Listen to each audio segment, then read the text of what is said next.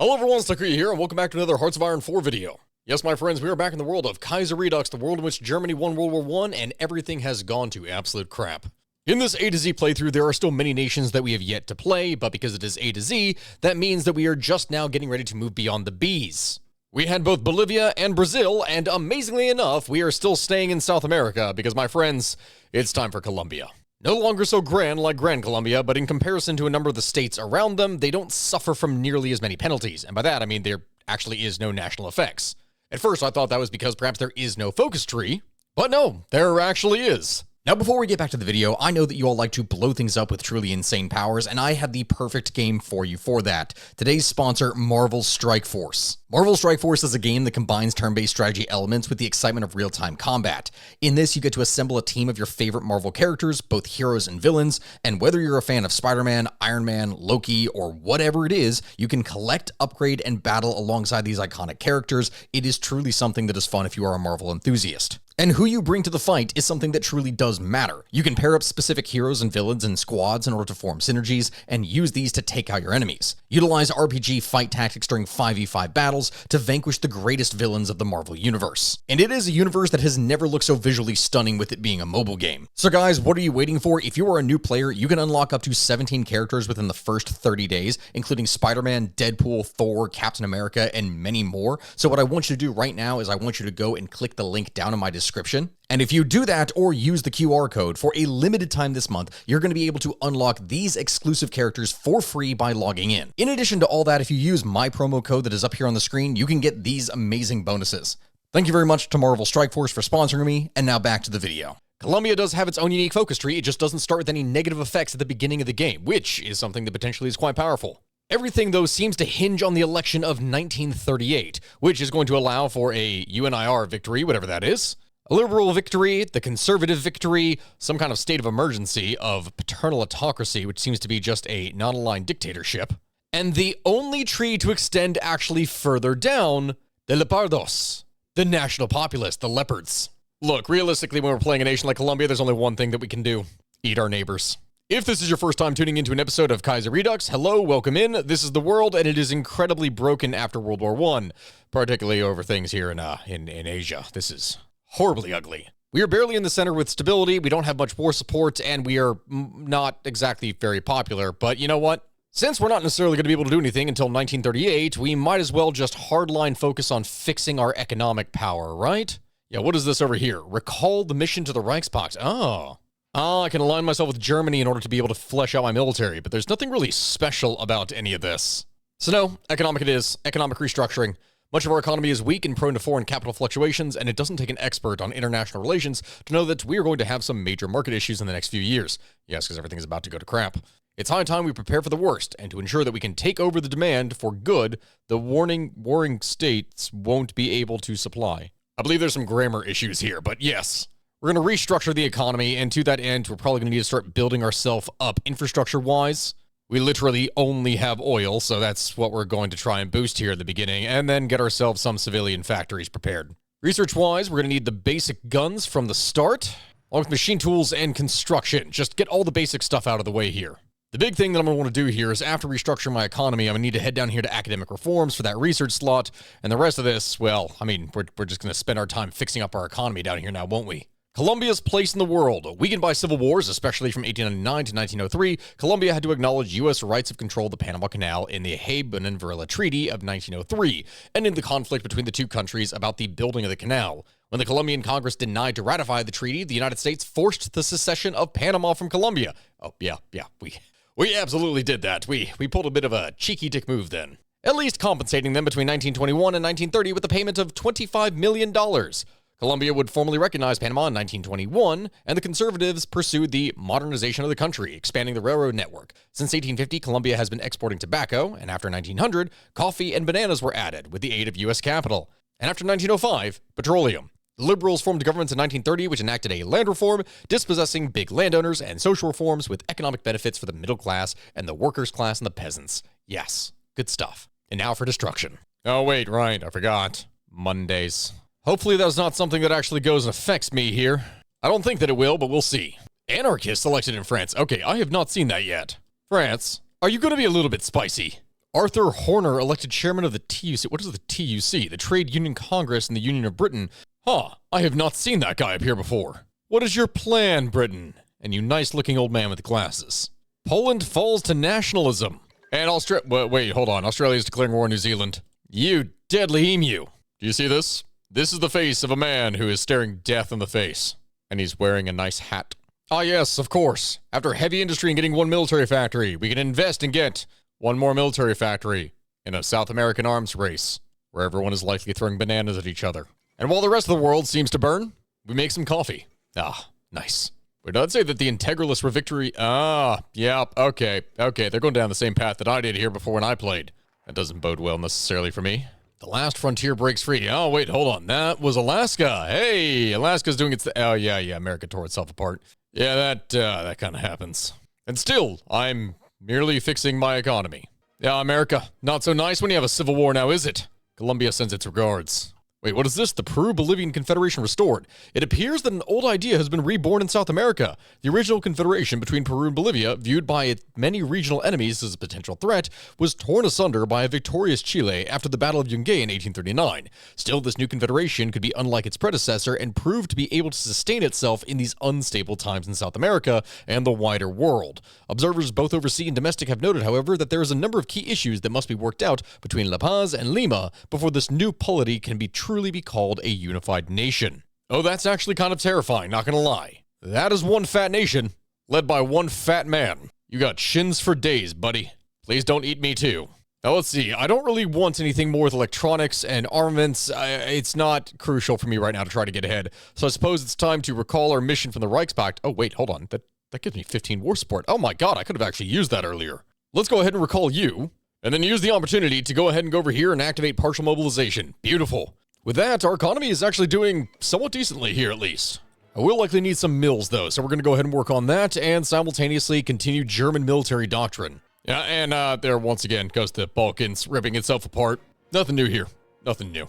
Oh, yeah, the Chilean-Argentinian War. How lovely.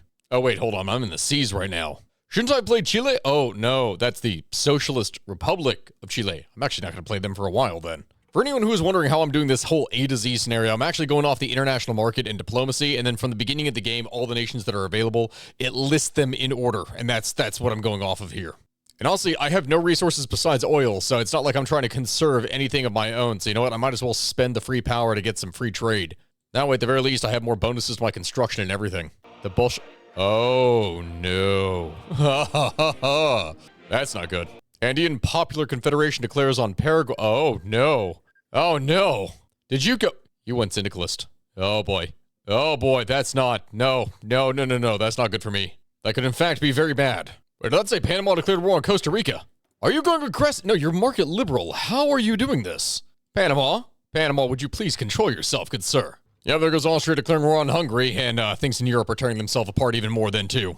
No, wait, what is this? A new face for the Leopardos. I think this is the thing from the focus tree. As the 1938 election approaches, many are wondering if perhaps a new face for the Leopardo should be chosen. While Alicia Arango is not unknown, they lack key support in other areas, such as with the armed forces, support that other figures within the coming elections carry. To solve this, many propose that General Carlos Cortés Vargas be nominated to the public face for Leopardos. The general participated in the infamous Massacre de las Bananeras. What? Where a lot of striking syndicalist dogs were put down. Oh my god, we're quite violent. Because of that and its repercussions, he lost his job and fell to disgrace. Many feel that the general will be the perfect fit for the party. After all, his so-called massacre was nothing compared to the damages done by the syndicalist revolutions that have occurred elsewhere in the world. You know what, considering what it is that we have going on down here and the socialists are taking over South America, you know what, Vargas seems like a great idea. Let's put him in charge. And with complete military modernization, we don't really need to do anything here yet since the elections have not occurred. Therefore, we can finally get our 5th research slot. Copying the Kaiser Reich will only take us so far and for so long. For that, we need to develop our own weapons. Now with banana peels. Good on you, Guatemala, taking out the socialist Honduras. Yeah. And here it is, the 1938 presidential election, Colombia to crossroads. This year's presidential election has begun, and while it's predicted that the Liberal Party will continue to control the presidency, the Conservative Party can just as well win the post.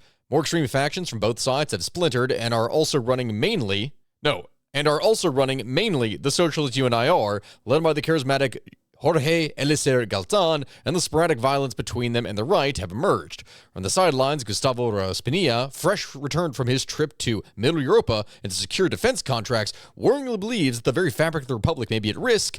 Well, we don't actually have to do anything. We can simply just choose the Leopardos to take lead.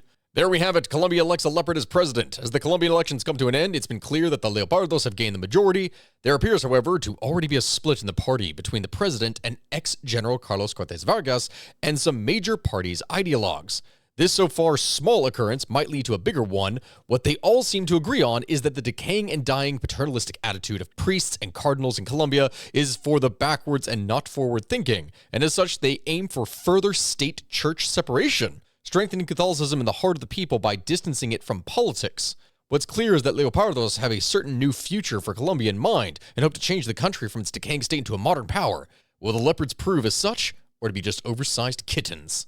With that, we bypass the elections of 1938. That is done.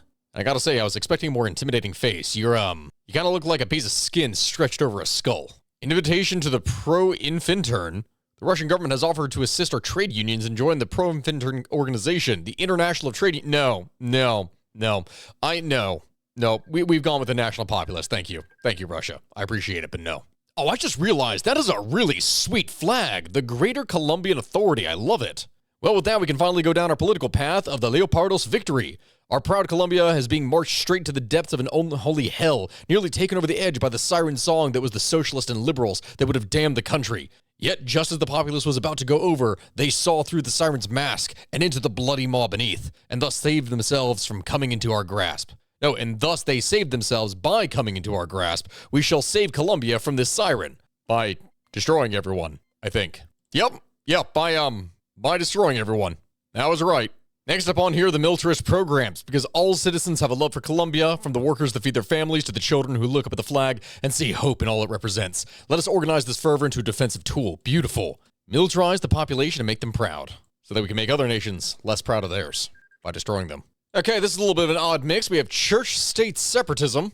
So yeah, we can go ahead and separate everything, which is, I guess, kind of nice. And then after that, Christian corporations, because we take it out of the government and we instead put Christianity in business. Beautiful, I love it. Let's do it. And then after modifying Christianity, we are supposed to get the,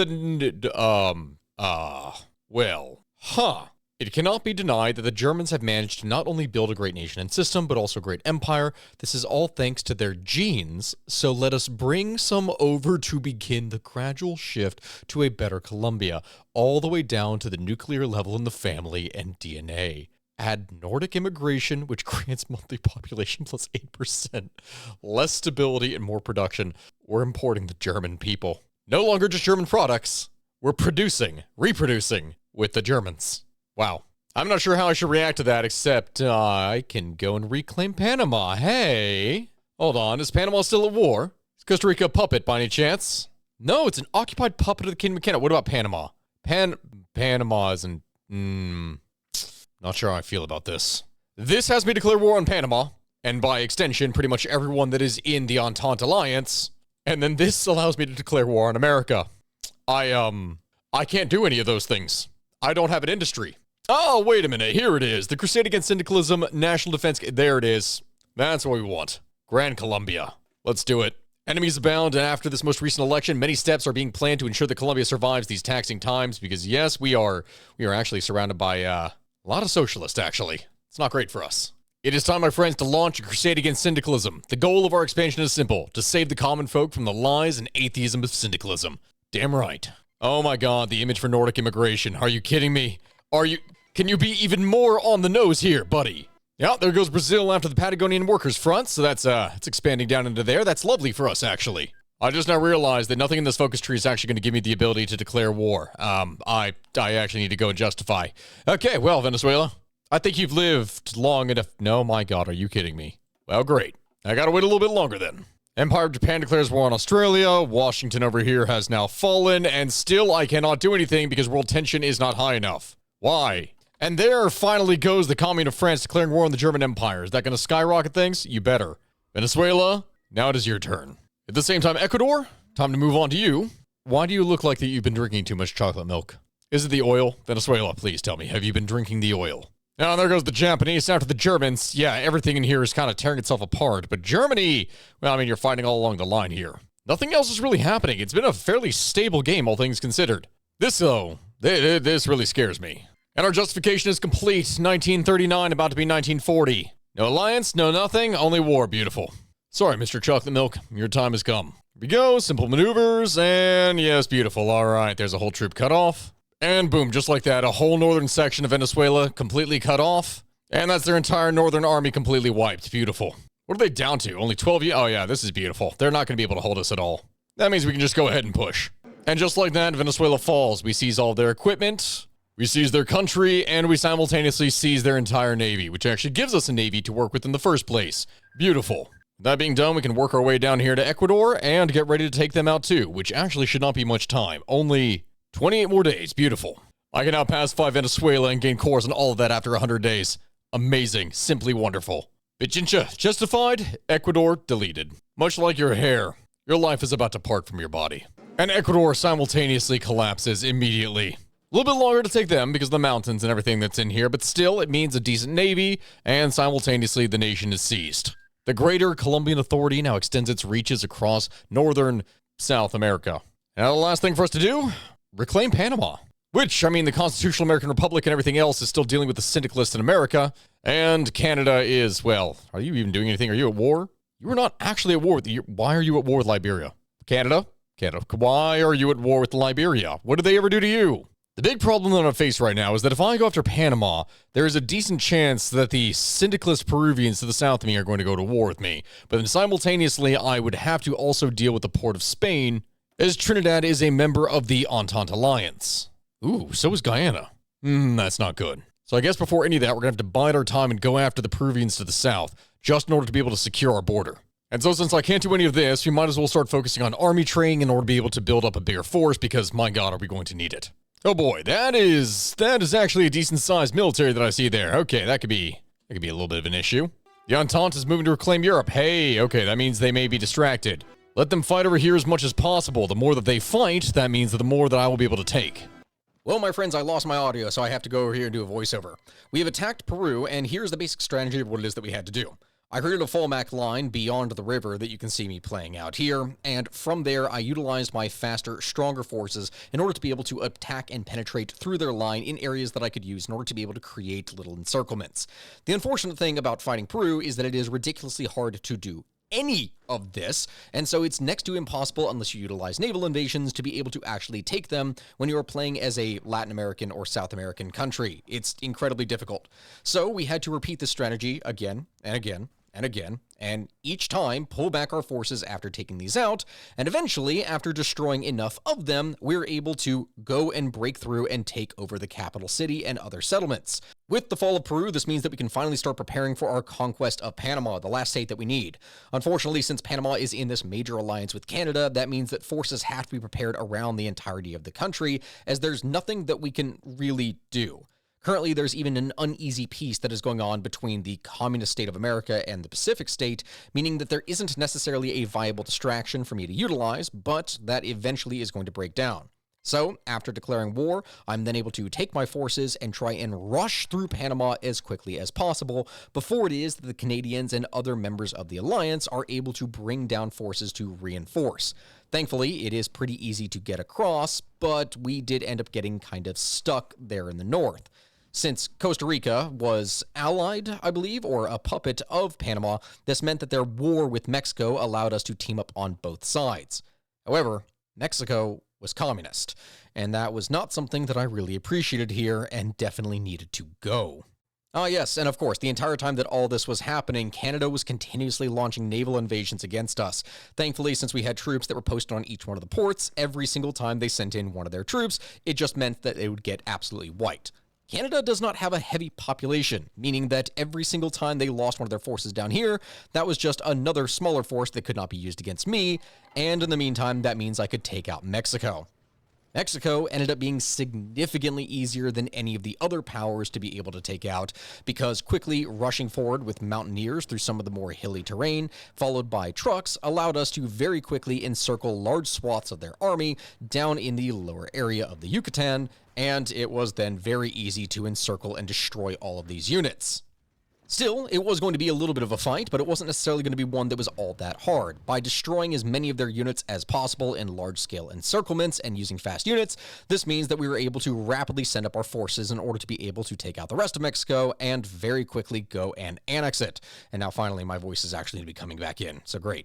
And as soon as I go and take Mexico, a volcano erupts, which, yeah, that's a bit of a problem for me.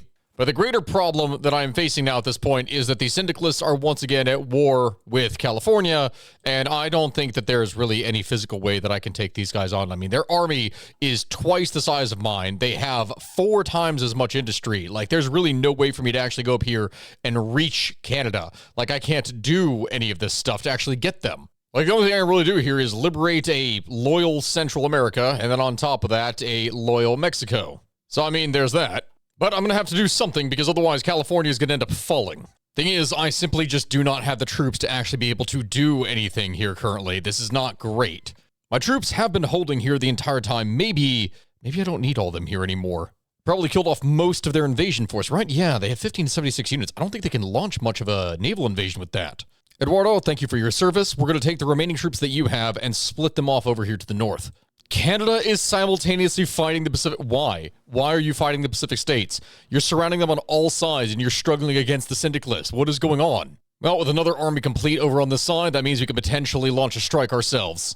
Russian boots march west. Wait, hold up. Weren't they already at peace? Why is this happening now? Oh god, the war has broken out again. And wait, whoa, hold up. What is this? New England is now attacking the syndicalists. That simultaneously means that they are at war on all sides. Oh, hold up. They're surrounded then. They have to maintain this entire border. Hold up. California simultaneously also fighting them. My god, this is a 3-way war of just absolute devastation. They just had to withdraw all their forces here in order to be able to maintain that because New England, well, potentially they should be able to push in. Even assuming that they have 176 divisions, like the max on here, even if they had that, that means those are spread out along the entire line to guard their border. Well, you know what? Okay, there's no time like the present. Let's go ahead and do this. Get a revenge. Call Mexico in, and let's go, buddies. Wait. You're launching another naval invasion. Why? Why would you do this? Oh god, those are actually some decent units. All right, hold up. We're gonna need to try and get this over here as quick as we can. Do not let them run out. Keep on pushing. There we go. That's exactly what I want to see. In the meantime, hold up. We are now at war. Yes, it's gonna take some time in here. We're gonna need to play this smart. We do not have the manpower to be able to just throw away here. Also, oh my god, they're able to resist me. How strong are they? Holy crap. Wow, they're actually really powerful. Air support. Oh, that's why. Yep, I'm weakened because I do not have. Yep, that makes a lot of sense. Here we go. We can just steadily make our way north in here, move our way up, isolate individual units. We do not have the strength to be able to take on a lot of them, so we have to be smart about how we play this out. Oh, New England has started to push in. Okay, hold on. They should be taking some serious losses by now. Yep, they've already lost a good amount of divisions. That's lovely. Perfect. The more that they lose, the more that I'll be able to spread out here and attack, and simultaneously they appear to be running out of equipment. Which means I might be able to just push. Another one? Really? You're launching another one. Oh, gee, thanks. Thank you so much for this. I really appreciate it.